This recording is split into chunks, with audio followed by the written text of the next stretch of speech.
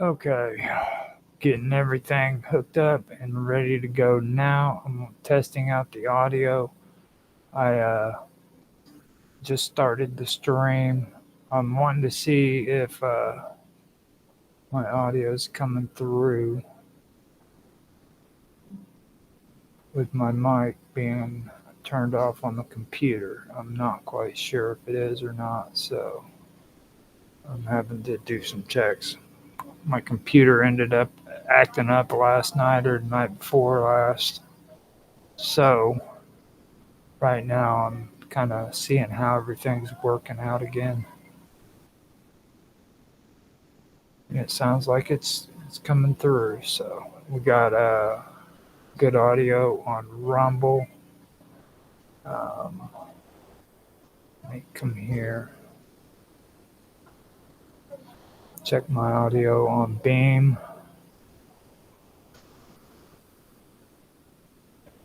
Everything seems to be acting strange. So let me just let you know ahead of time. I'm doing a render on my blender, so it's kind of screwing everything up.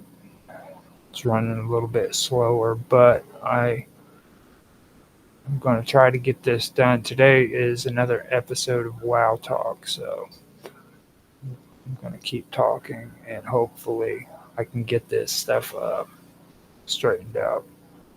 I mean, everything is running really, really slow, so just be aware of that. So my voice has got to be heard before I can go further. Yeah, there we go. YouTube just kicked in, and it sounds like it's good. I still can't see or hear anything from uh, Veeam, but that's okay. Let me see. X is up and running. Oh, it finally kicked in, but it's having moments. There it is. It's kicking in. I can hear my voice on Beam.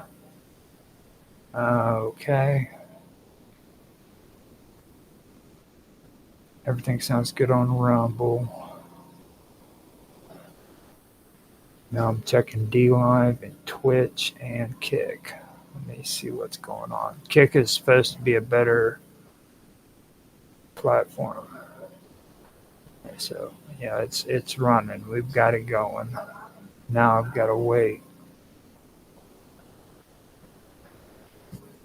Okay, Twitch is running, and now D Live. D Live and X.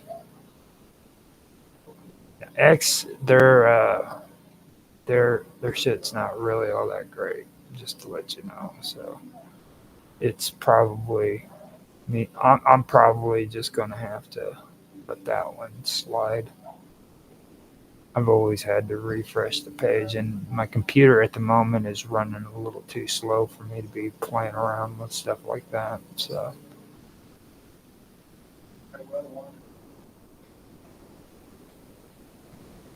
with that being said, I'm gonna just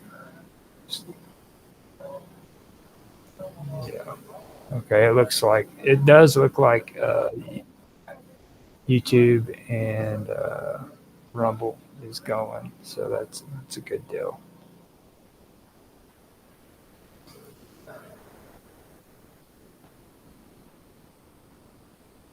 Checking D Live and X still. Okay, D Live is up. D Live's audio is good.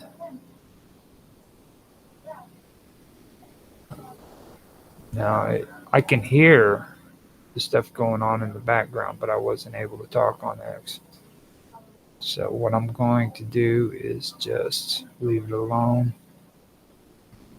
and get on with the show. So today I am going to continue with the Norse mythology. Um, and like I said, everything is running a bit slow right now. It has to do with my computer. I was having some issues last night. I'm doing a lot of work right now, and I may have overloaded it a bit. But if anybody's done rendering before, they know that I'm past the point of no return. So there's no coming back from it. I'm just gonna have to do the stream, and hopefully everything comes out pretty good. Other than that, so. Um, I'm gonna take and put Beam back on studio. That way I can see what's going on the chat. Okay. So let's get on with the with the topic. Now, last week I was going through the Norse mythology, and I believe I said that I was going to start out with Nidhogger. Um, I believe. But last time I was discussing the three wells in Norse mythology, and discussing fate, chaos, and wisdom, stuff of that nature. So now this week I'm going to continue this with the Nidhogger. Now according to the Norse mythology, Nidhogger is the unnamed eagle, and the four stags, which is Dane, De, uh, Balin, and Dunyer. And there's also Durabror. Now, right there, I'm going to tell you guys again, my reading on this stuff is horrible. I really mess up words, so just understand that, and I apologize ahead of time. And now the four stags, they're critical symbols, symbolic figures actually, that are associated with Yggdrasil, which I've been discussing, and that is the world tree, or the Norse mythology, the Norse mythological version of the world tree. There's actually other ones that we'll be going through and everything, but this is the Norse version of the world tree, which is Yggdrasil. Now, these beings are intricately connected to the tree's cosmic function, and they're involved in its care and balance of the world. Each figure represents different forces, and they can be interpreted in the context of pre-Indo-Aryan and Indo-European linguistics and mythologies. This gives them deeper culture and linguistic significance. Now, Nidhogger is a serpent or dragon that gnaws at the roots of Yggdrasil, the world tree, in the underworld. Now, everybody who wants to know what the name of that is, it's Niflheim. If you guys want to check that out, you spell it Niflheim. Okay, now Nidhogger is one of the central symbols of decay, destruction, and the corruption of the cosmos. His gnawing represents the forces of entropy and decay that are common in constant conflict with growth and vitality, represented by Yggdrasil itself. Okay, now Nidhogger is often seen as a figure of destruction, okay, which contrasts with the life-giving nature of Yggdrasil. However, he also symbolizes renewal in the sense that death and decay are necessary for the creation of new life. In this sense, Nidhogger represents the duality of existence, as both destructive and creative forces are intertwined. Now, the name Nidhogger is derived from Old Norse words, Nid meaning destruction or hatred, and Hogger, Oggr, meaning strike or cut. Proto-Indo-European word keg, K-E-G, to cut, strike, or break is associated with the idea of breaking down or cutting apart, reflecting the dragon's role in destroying the roots of Yggdrasil. In the Indo-European linguistics traditions, serpents or dragons are often symbolic of chaos, and this reflects the broader archetype of the serpent as a figure of evil or destruction in Indo-European mythologies, from the Vedic Naga to the Greek Typhon. Now, in Proto-Indo-Aryan traditions, the serpent is often a symbol of primordial chaos or death, which assigns with Nidhagar's role in the mythos. This figure of the serpent also has parallels in older Mesopotamian and Egyptian mythologies, where the serpents are agents of destruction, but also linked to the cycle of life and death. The unnamed eagle resides at the top of Yggdrasil, and it is often depicted as a watcher or a guardian. This eagle is perched in the highest branches of the world tree and plays a key role in the cosmological structure overseeing the realms beneath. The eagle is often associated with wisdom, power, and vision, as it can see far and wide from its position at the top of the Yggdrasil. In many mythological traditions, the eagle is a symbol of higher knowledge and spiritual elevation, representing a connection to the divine or the heavens. Now, give me a second while I mute this so I can let this cat out.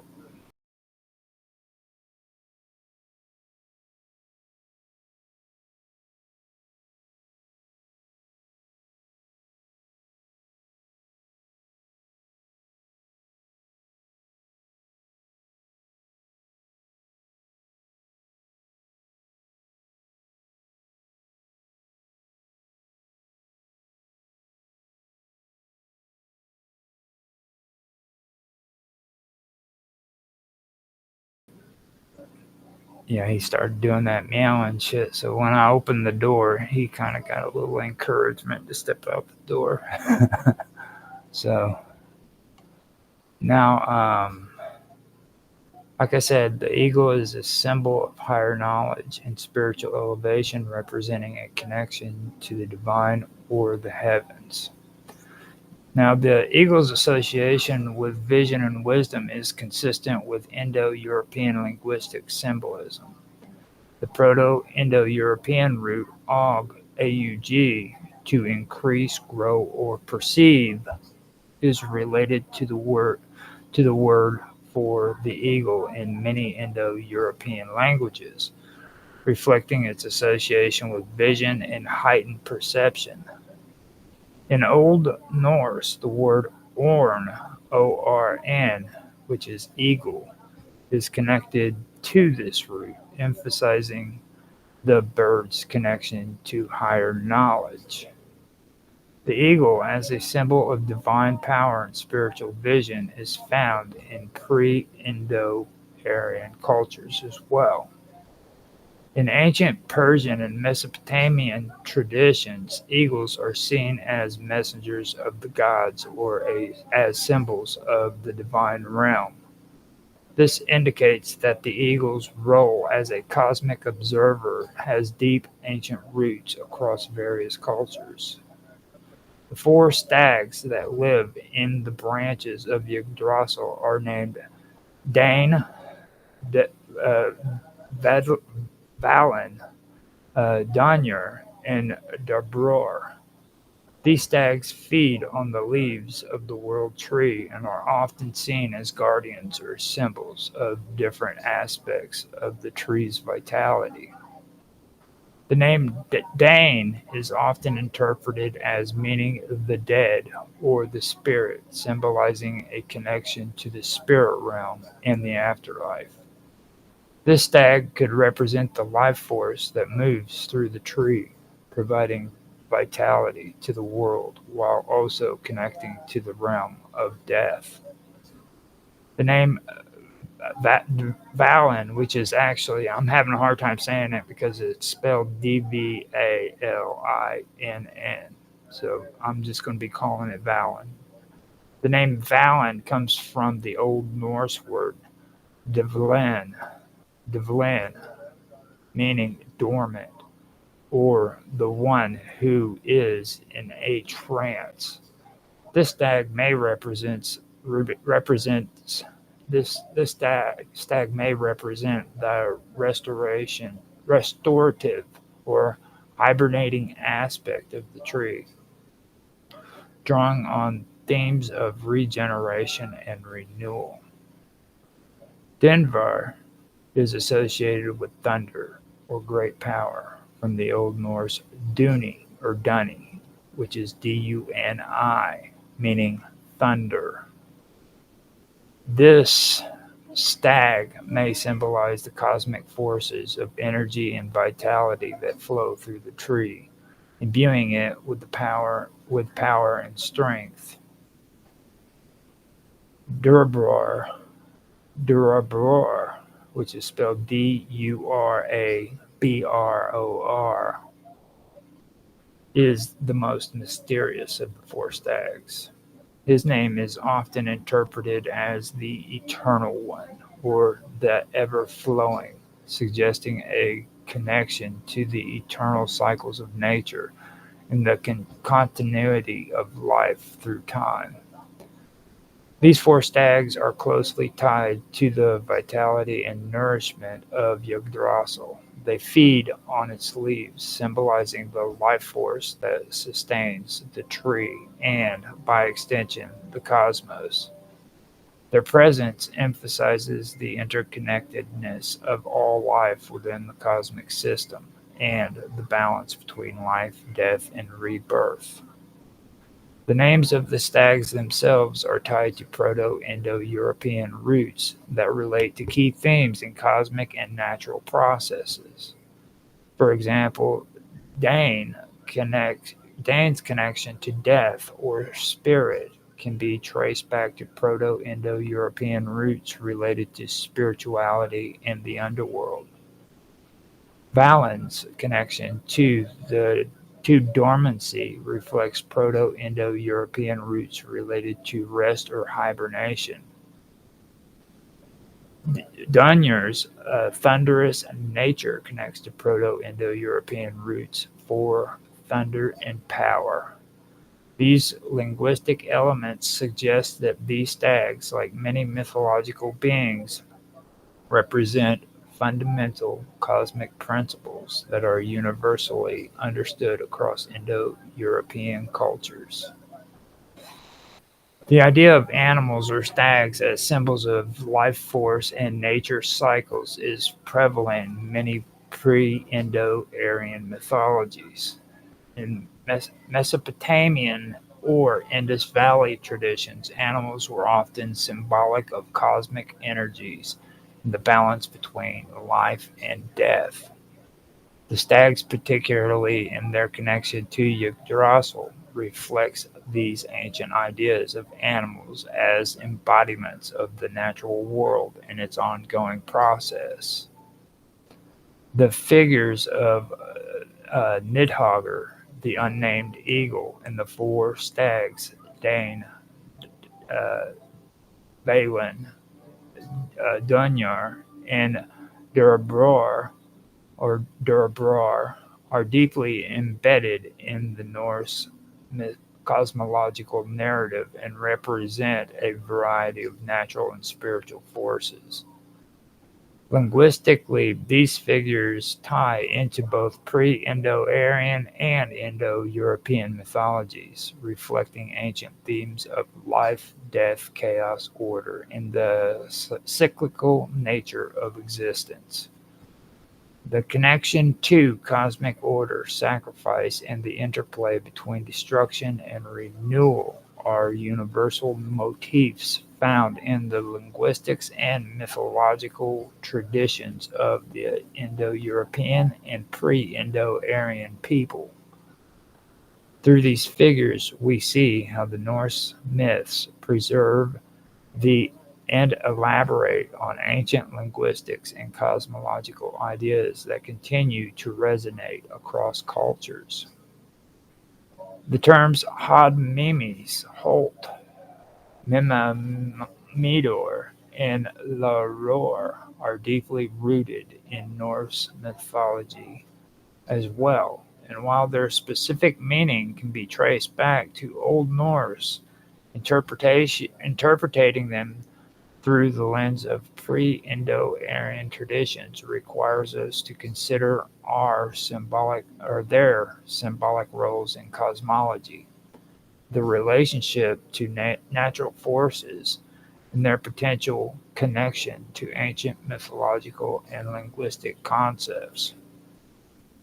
In Norse mythology, Hodmimi's Hold is the name of the forest or wood where two humans, Lif and Lifprasar, take refuge after the Ragnarok, and that's the end of the world, to repopulate the earth. This forest is a place of rebirth and renewal. The name Hodmimi's Hold combines two parts. Hodmimr, which is Hoddmimr, which can be interpreted as a personal name, and Holt, meaning wood or forest. The forest of Hidmimr is linked to life and regeneration after destruction.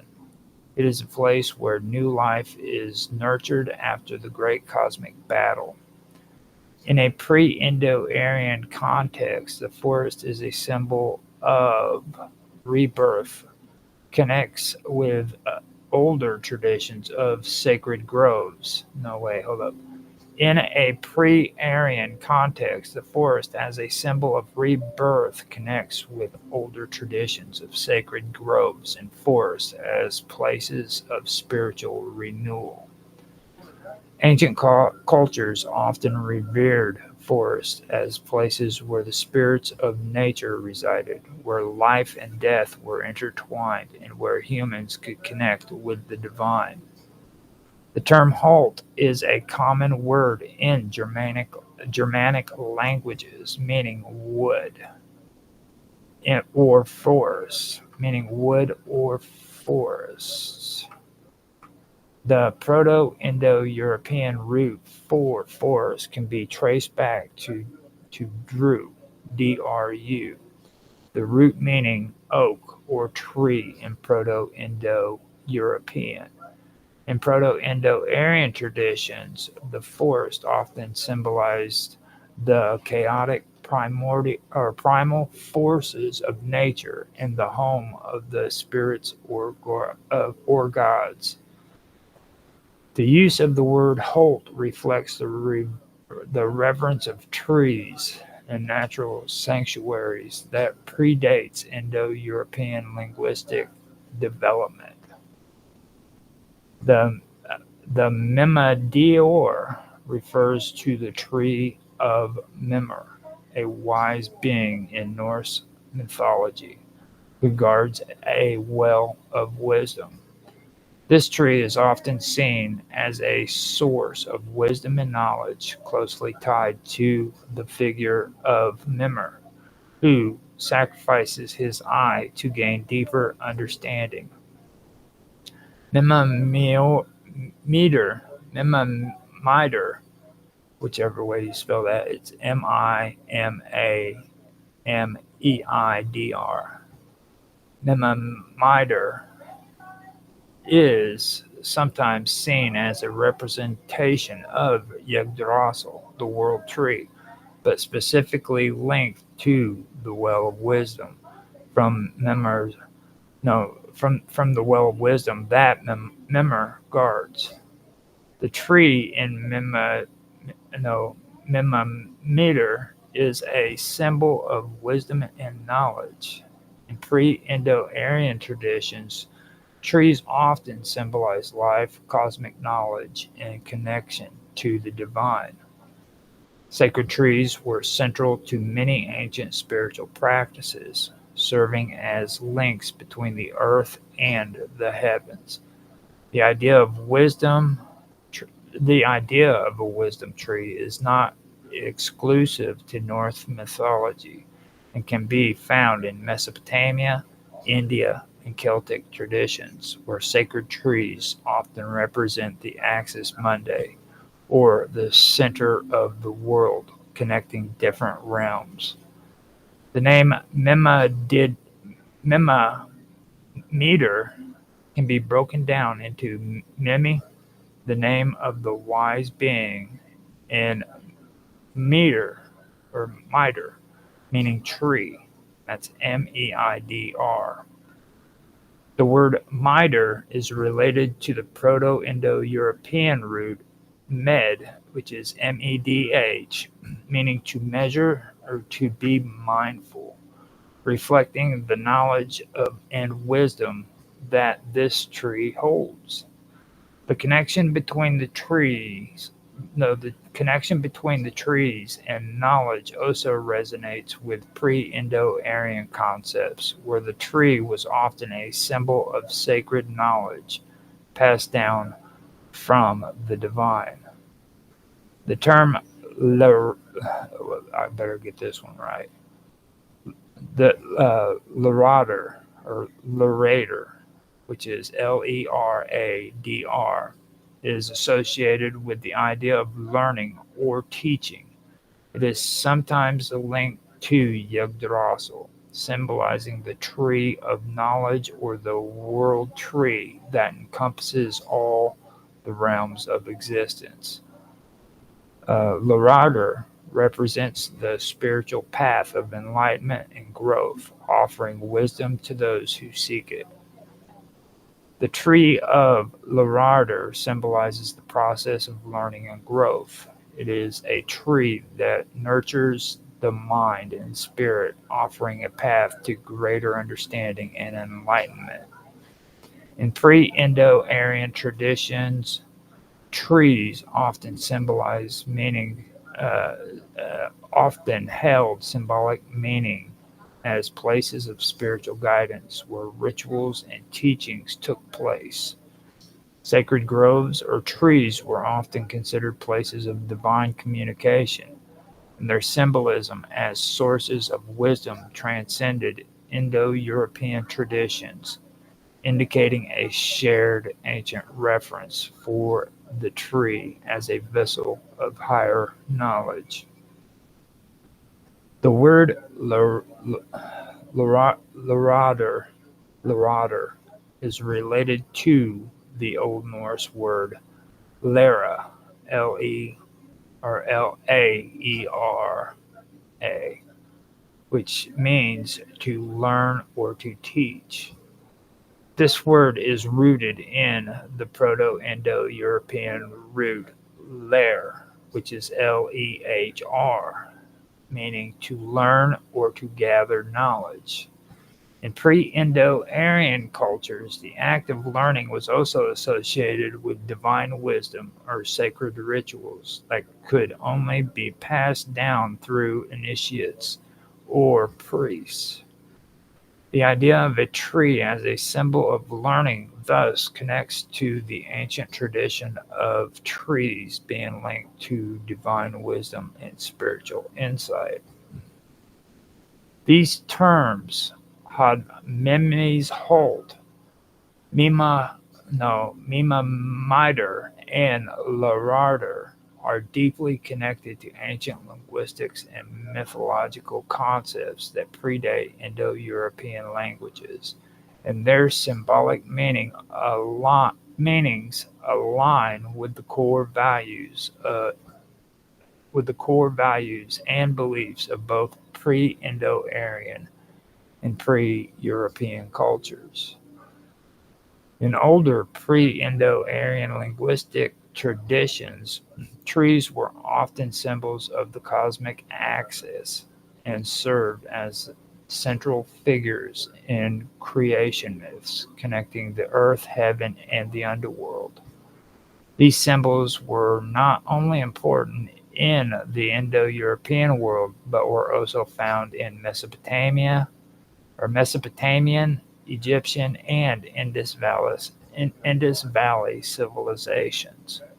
The idea of the tree as a source of life, wisdom, and spiritual growth is a recurring theme in these traditions, in the figures of Hidmimis Holt, Mima, no, Mimadir, Mamidir, Mimadir, which is Mimadeidr, Mimadir, and Lararder reflect these ancient beliefs.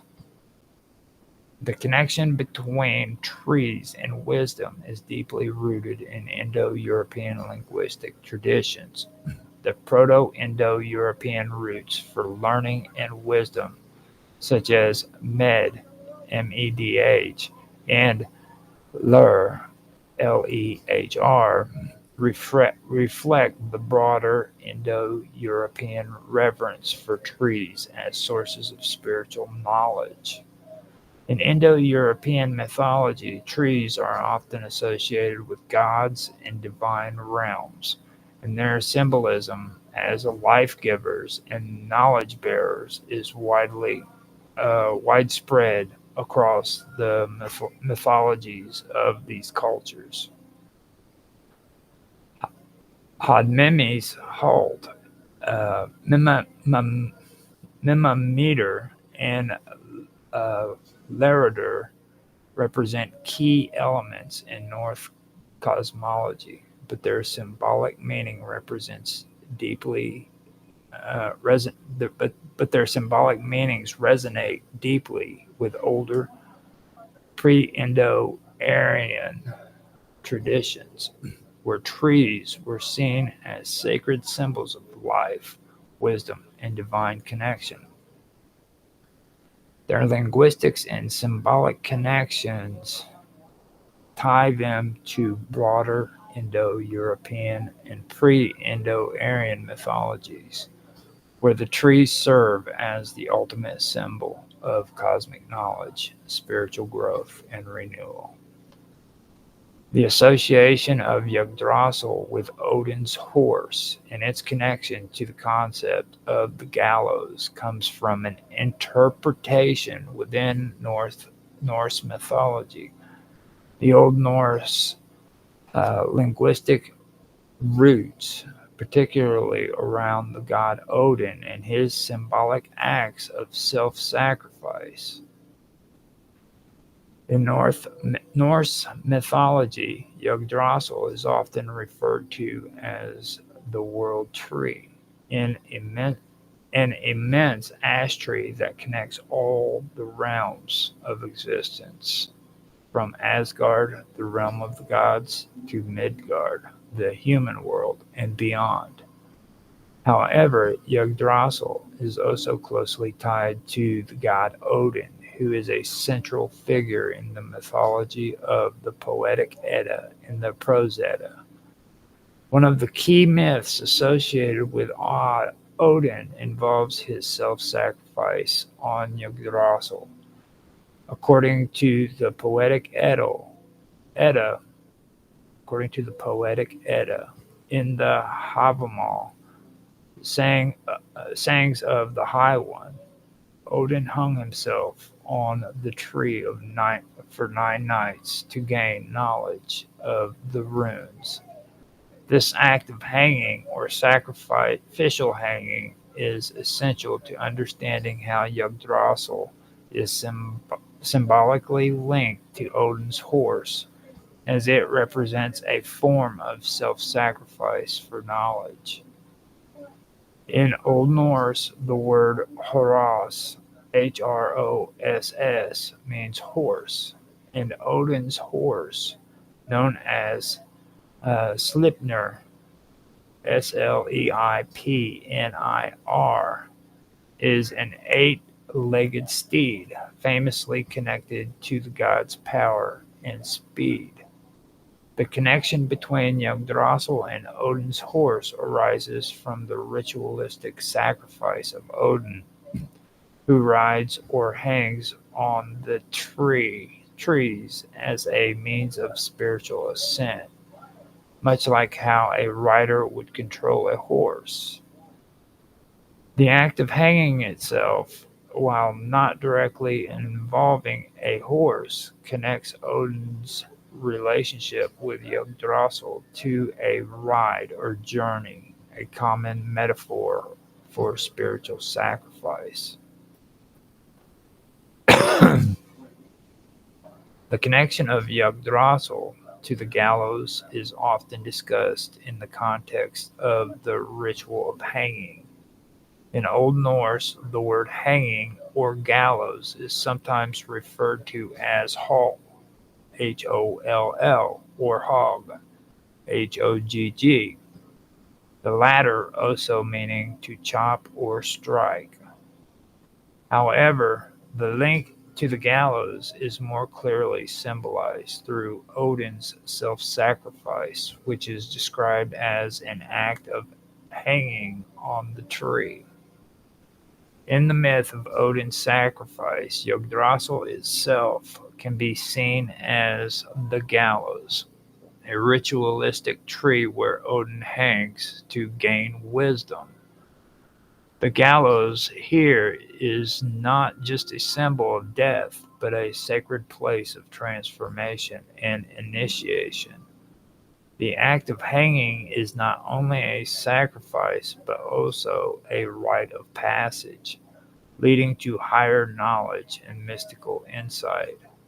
Thus, Yggdrasil becomes associated with both sacrifice and wisdom, much like how the gallows in older traditions symbolize spiritual ascent after death.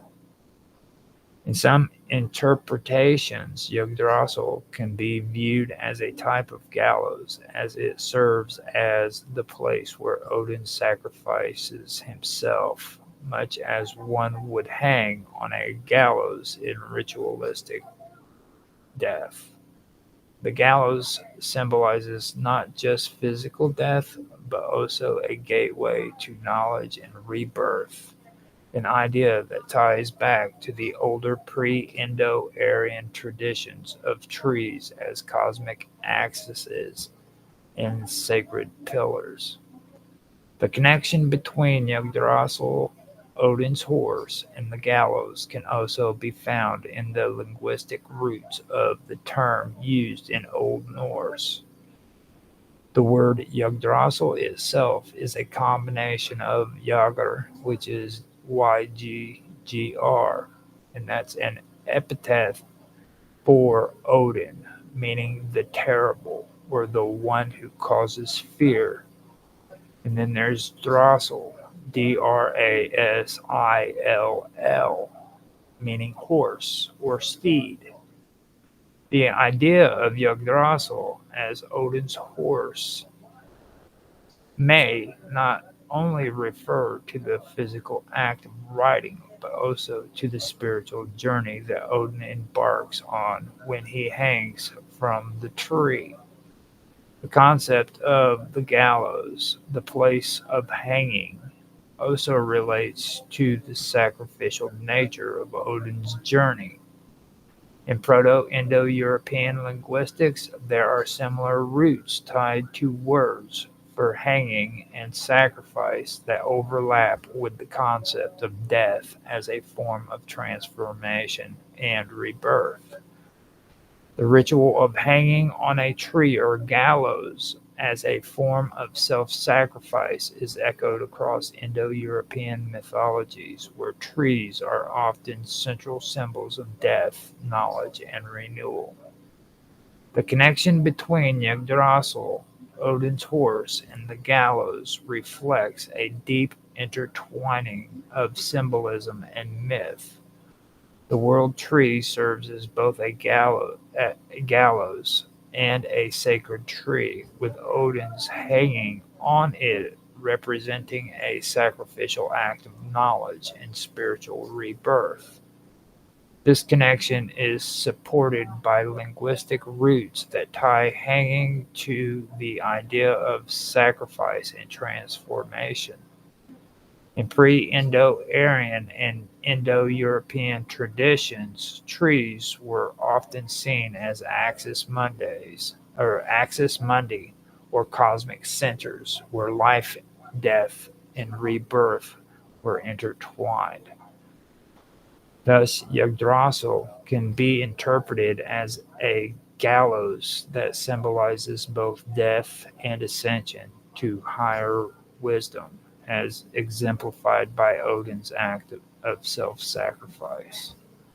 The connection between Yggdrasil and the gallows is rooted in linguistic analysis and the mythological context surrounding Odin's self-sacrifice. The term Yggdrasil is traditionally interpreted as a compound word in Old Norse. Jagr, W-G-G-R, is an epithet for Odin, often meaning the terrible or the one who causes fear. Drossel means horse or steed. However, scholars also point out that drossel can have additional meanings or associations beyond just horse. The Old Norse drossel can also be linked to the concept of a pole or a support or a pillar. This understanding of drossel helps explain how the word can be interpreted as referring to a gallows, a vertical support structure on which someone would be hanged. The connection between Yggdrasil and the gallows is closely tied to the myth of Odin's sacrifice.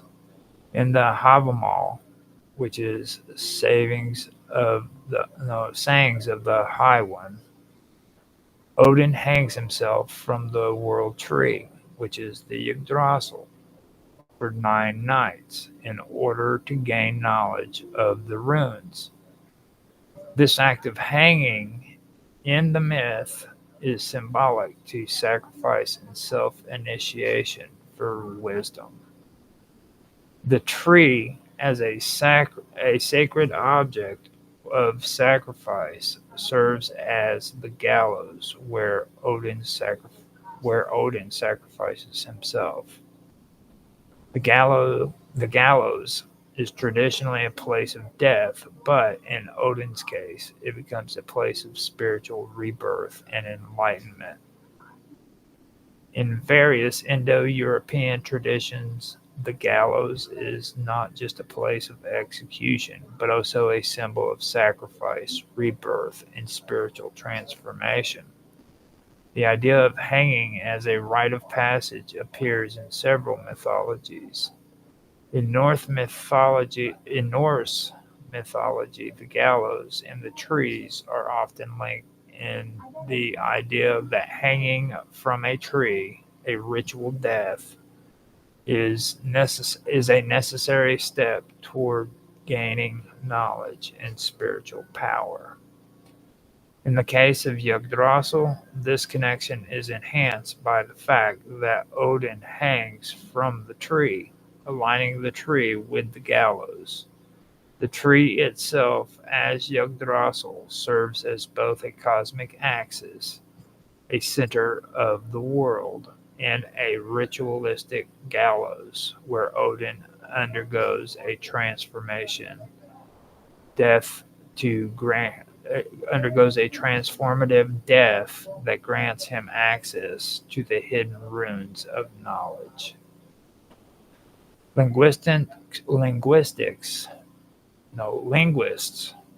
often point to the Proto-Indo-European roots of words for gallows and tree to explain the broader connection between these concepts across Indo-European languages. The root for gallows in several Indo-European languages is often linked to words meaning tree, pole, or support. For example, in Proto-Indo-European, the root "dher" or "deher" can mean to hold or to support, which connects to the idea of a gallows or tree being a support structure. In Old Norse, the word hog, meaning to strike or to chop, is often used in the context of trees, which is fitting because the act of hanging on a tree is a form of ritual sacrifice. Thus, the linguistic connection between Yggdrasil, the tree, and the gallows can be seen in how the word drossel, how the word drossel refers not only to a horse or steed, but also to a support or pillar, which aligns with the symbolic function of the gallows in the myth. The association of the gallows with Yggdrasil is strengthened by the symbolism of Odin's sacrifice. Odin hangs from the tree, and in doing so, he is transformed. He dies and is reborn, gaining wisdom. This is a classic motif in Indo-European mythologies, where trees, often associated with the axis mundi, serve as places of both death and rebirth. The gallows in this case represents not just physical death, but a sacrificial act that leads to spiritual ascension. The connection between Yggdrasil and the gallows emerges from both linguistic roots and mythological context. The word "drossel" in Old Norse can mean support or pillar, and this ties in with the gallows as a place of hanging. The myth of Odin's hanging on Yggdrasil, which symbolizes a sacrificial and transformative death, further links the tree to the idea of the gallows, a place where death leads to spiritual renewal. Additionally, Proto-Indo-European linguistic roots that connect words for tree, support, and gallows reinforce this symbolic connection across Indo-European cultures. Kenning is a fascinating and integral part of Old Norse and Old English poetry, especially in the Poetic Edda and other ancient texts. It is a form of metaphoric expression used to describe a subject in an indirect or elaborate way, often through a compound phrase. Kenning involves substituting a common word with a more distinctive or symbolic term, often with a metaphoric or poetic quality. In relation to Yggdrasil and its association with the gallows, kenning plays a crucial role in how the tree is depicted and interpreted. One of the most well-known kennings in Old Norse literature is the phrase "Odin's horse" to describe Yggdrasil. The tree is often metaphorically referred to as Odin's horse, which is directly tied into the idea of Yggdrasil being a place of sacrifice, the gallows. The kenning creates an indirect link between Odin and the tree as a vehicle for his journey into wisdom, which he must endure through his self-sacrifice. The kenning, Odin's horse, evokes the imagery of the tree as a support structure that allows Odin to ascend into knowledge, much as a horse would carry someone into battle or a journey. By substituting tree with horse, the poet underscores the sacrificial nature of the act and the sacred bond between the two. The use of kenning in relationship to the gallows further enhances the symbolic meaning of Yggdrasil. Instead of simply referring to a gallows as a place of hanging, poets would use more metaphorical expressions to evoke its dual meaning of death and rebirth. For instance, a common kenning for the gallows might be "tree of death" or "sacrificial branch," phrases that highlight the ritualistic death and spiritual transformation Odin undergoes. By using kenning for the gallows, poets are able to convey the complexity of Odin's sacrifice, turning the gallows from a simple execution device into a sacred and transformative place. The use of kenning is not only a linguistics feature, but also reflects deeper Indo-European symbolism, where trees, gallows, and sacrifice are intertwined in many mythological traditions. In the case of Yggdrasil, the kenning draws from this symbolic connection. By referring to the tree as Odin's horse or the gallows as a pillar of wisdom, the poets emphasize the sacrificial aspect of the myth, where death and rebirth are seen as a part of a larger cosmic cycle. The kenning helps explain the spiritual journey that Odin takes during his self-sacrifice. Odin is not merely hanging from a tree. He is on a ritual journey that is described in an indirect symbolic way. Through the use of kenning, the poet elevates Odin's hanging from the tree into a more cosmic and sacred act, connecting it to broader themes of sacrifice and wisdom that are central to Indo-European mythologies. In kenning, Yggdrasil as Odin's horse also represents the medium through which the god ascends to greater knowledge, just as a horse is a means of travel. This connection reinforces the idea that Yggdrasil, while a tree, serves as a bridge of access for Odin's transcendence into spiritual power, not just a physical structure. The gallows as a symbol of sacrifice and spiritual ascent is found across various Indo-European traditions. In many cultures, the gallows was not only a place of execution but also a rite of passage, a means to gain wisdom or insight, much like the tree of knowledge in the myth of Yggdrasil. The kenning serves to reinforce this broader Indo-European idea by turning the gallows into a sacred place where knowledge is earned through sacrifice.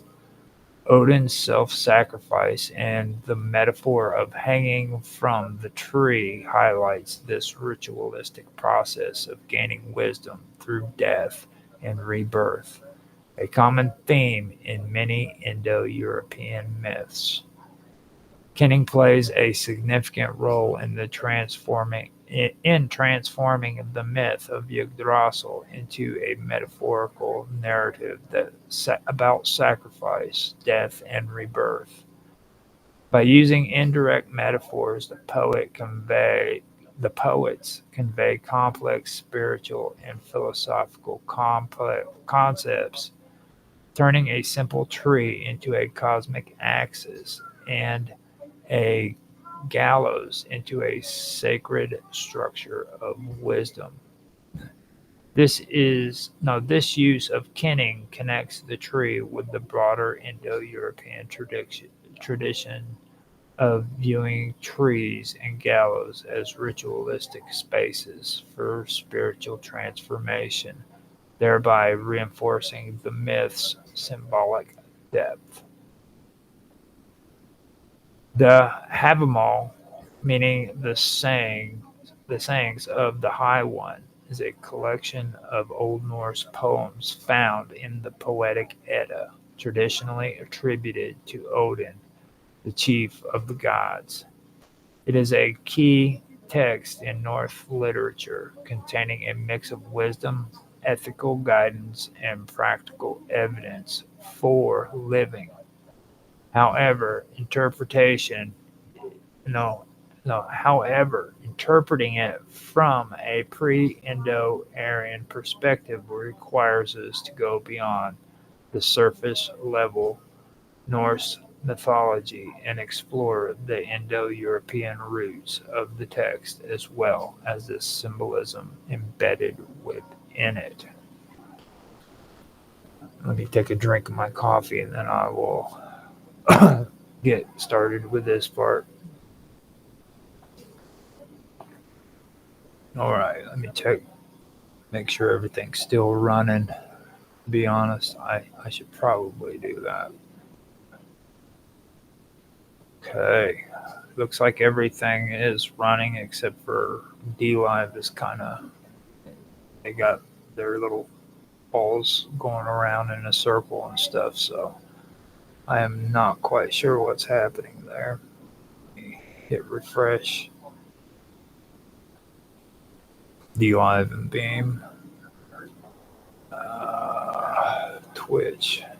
I have to reload the player, but it went back on. Kick is doing it too. It looks like it's still running. It's just that it's not doing an interface with it. So hopefully everything's going smoothly and the stream is sounding right. It's not crazy. So with that, I will get back to where I was at. Now, before diving into the interpretation, it's important to clarify that the term pre-Indo-Aryan refers to the cultures and linguistic traditions that existed in the region of Europe, Asia, and the Near East before the widespread expansion of Indo-European languages and the rise of Aryan cultures. These societies, which include early agricultural and tribal communities, would have had different mythologies and worldviews than those reflected in later Indo-European traditions. The Havamal, while composed within the context of the Norse Indo-European traditions, can still be seen through the lens of older, more animistic and shamanistic beliefs that may have been present in the pre-Indo-Aryan world. From the pre-Indo-Aryan perspective, the Havamal can be interpreted as a record of ancient sacred knowledge passed down through generations. The text emphasizes on wisdom, caution, and the relationship between human beings and the natural world would align with the animistic and shamanistic traditions of pre-Indo-Aryan cultures. These cultures often believed that nature, including trees, animals, and the elements, was imbued with spiritual significance, and that humans could interact with and draw power from these forces. In particular, the Havamal's theme of hospitality, respect for others, and observing the cycles of nature echo the pre-Indo-Aryan reverence for the earth and the environment. The relationship with nature is not just about survival, but also understanding the hidden forces at work in the world, which ties into the shamanistic traditions of communing with the spiritual realm and spirit animals. Odin, the central figure in the Havamal, is portrayed as a wise and powerful deity who has sacrificed much to gain wisdom. In the pre-Indo-Aryan context, this could be interpreted as a shamanic archetype.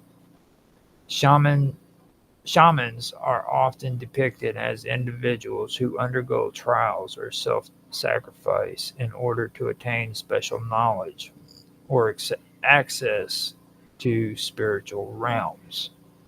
Odin, Odin's hanging from the Yggdrasil, which is the world tree, for 9 days in search of runes and wisdom parallels the shamanic journey where the shaman undergoes trials, often in a trance-like state, to receive divine knowledge. This act of hanging from the tree is symbolic of a rite of passage where the individual undergoes a form of death and rebirth to become a conduit between the physical and spiritual worlds. From a pre-Indo-Aryan perspective, this is reminiscent of older traditions where spiritual enlightenment was gained through ritualistic sacrifices, such as hanging, fasting, or other forms of self-modification.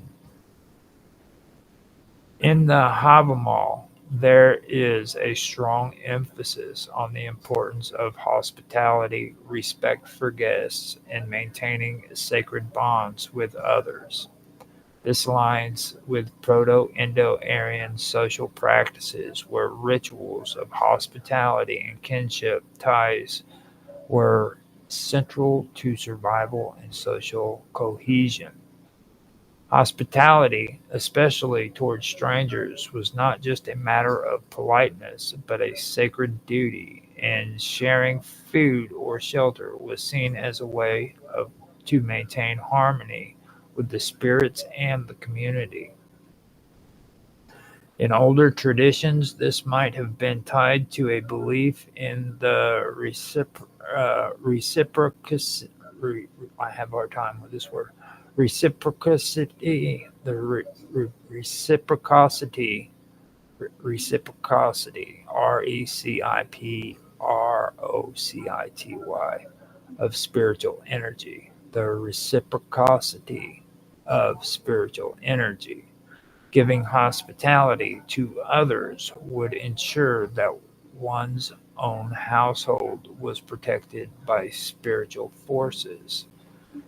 This exchange was seen as a form of mutual respect between the material and the spiritual realms. The concept of fate or weird is prevalent in the Havamal, particularly in the advice to live wisely and be aware of one's destiny. In pre Indo Aryan traditions, fate was often viewed as a cosmic force that bound all beings and events together in a larger web of life. The idea that every action has consequences and that the future is shaped by the past is a theme found not only in the Havamal, but also in many ancient mythologies.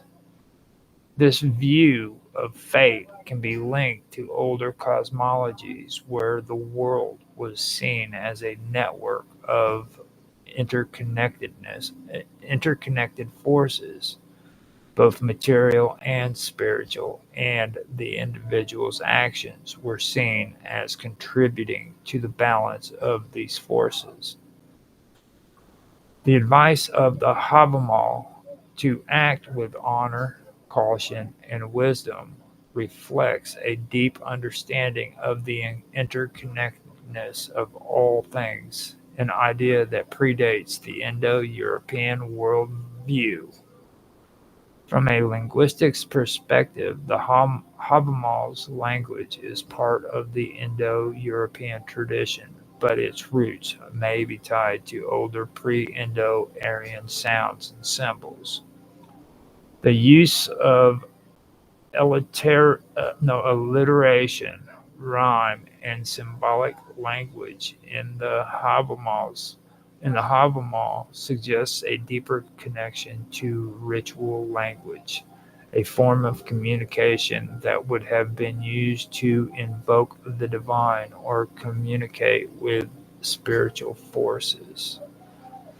The pre-Indo the pre-Indo-Aryan language or languages often employed sound symbolism to convey. Wait, the pre-Indo-Aryan languages often employed sound symbolism to convey deeper meanings, with particular sounds evoking certain qualities or deeper meanings or spiritual energies. This type of symbolic language is present in the Havamal's use of certain words and phrases that resonate with the ancient ideas about cosmic order and the relationship between humans and the gods. While the Havamals is a product of Norse and Indo-European traditions, its core message resonates with older pre-Indo-Aryan ideologies that emphasize a deep connection to the natural world, the importance of sacrifice, the wisdom of ancestors, and the role of fate in shaping human lives. By viewing the Havamal through the lens of pre-Indo-Aryan traditions, we see it as a bridge between ancient animistic beliefs and the more structured Indo-European mythologies that emerged later. It reflects the ancient wisdom that humans have always sought, understanding the forces of nature, living in harmony with them, and knowing that sacrifice and wisdom are the paths of spiritual enlightenment. All right. So we have gotten this far. I want to stop here and start um, in the next on the next topic. The next topic is going to discuss Asker Yggdrasil, which is ASKR Yggdrasil, and that's usually translated as the ash tree Yggdrasil.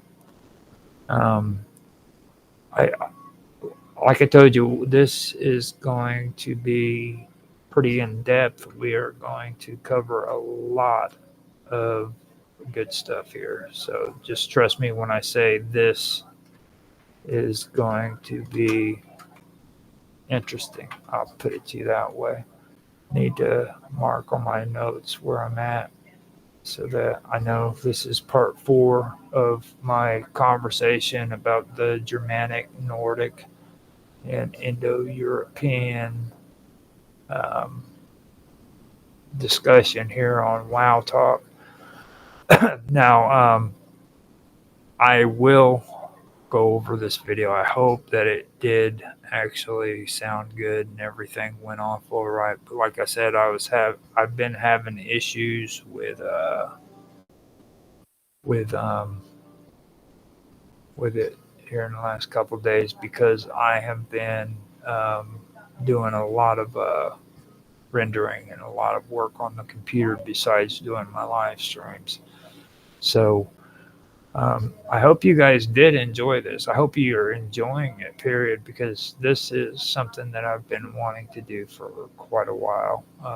And the Indus Valley is something that I'm starting to finally get into with this conversation because it's coming in. And that's something that I really do want to go into too. I think the Indus Valley is probably the most mysterious part of ancient history. Something that's actually been, I wouldn't say forgotten. I would say it hasn't been really publicized very much. This is an interesting society. And later on, I do want to go through that a little bit more and in depth because that really is one of the biggest history mysteries that we have. Uh, even archaeologists will tell you it's a big mystery. So, linguistics as well. So, with that, I'm going to check and see if I have any comments whatsoever. Oh, yeah, Jaffe left his pirate flag on D Live. Thank you, Jaffe, for leaving that pirate flag, and I appreciate it very much. Um, Thank you for stopping in and making a comment. That is appreciated. But um, I don't think I have anything else. Yeah, but I do want to thank Jada Jitsu, who started following me on Beam. Thanks to the three people who are watching on Rumble, possibly two. Uh, it says I got one person watching on X, but that's probably me because I always leave the stream open, muted while I'm doing it. So that could be me. And thank you, Jaffe, for watching me on D Live, and also for the one view that I have on Twitch as well. I have two viewers on Kick, so thank you guys. Now, if you guys want to leave a comment in the comment section about the topic that I'm having, dude, leave it, okay? And I mean, I know I say it every episode, but I'm not lying to you. Freaking, I love to have conversations in the comment sections. So leave comments, man. We can have a conversation about this stuff. Anything that you're interested in, and I will get back to you and respond to you. We can talk. I hope you did enjoy it. And with that, I will go ahead and I will end the stream. And once again, say thank you guys for stopping in. So, bye.